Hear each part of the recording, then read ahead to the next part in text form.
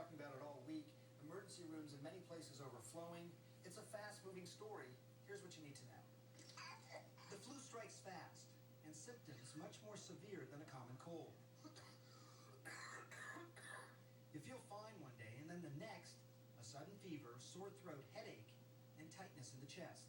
Over 200,000 people every year are hospitalized with influenza, and anywhere from 3 to nearly 50,000 people will die each year. Flu cases are at epidemic proportions now in some areas of the country. It's the most we've seen this time of year in a decade. They may get more complications from this particular H3N2 strain, which may make them ill for a longer period of time. The active strain is H3N2. It typically surfaces earlier in the season, tends to produce stronger symptoms. And it is highly contagious. In fact, when someone coughs or sneezes, these tiny droplets are released into the air. You can't even see them with the human eye.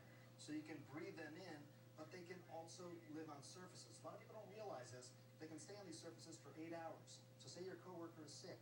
You come over, use their keyboard, you got the germs on your hand, and then you touch your nose or mouth, and now you're infected. And the problem escalates if you spend several hours in tight quarters, like on an airplane. At highest risk, passengers 2 rows in front or behind of the infected person.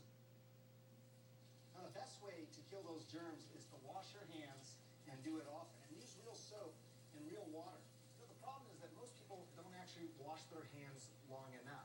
My best advice, actually sing the happy birthday song twice while you're washing your hands. That's going to be long enough. It's not quick to get rid of these viruses. Another key to prevention is getting the flu shot.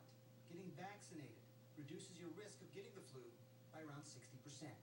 Now, another benefit to getting your flu shot is if you do get sick, your symptoms won't last as long, won't be as severe as compared to those who weren't vaccinated. Randy, back to you. Sanjay.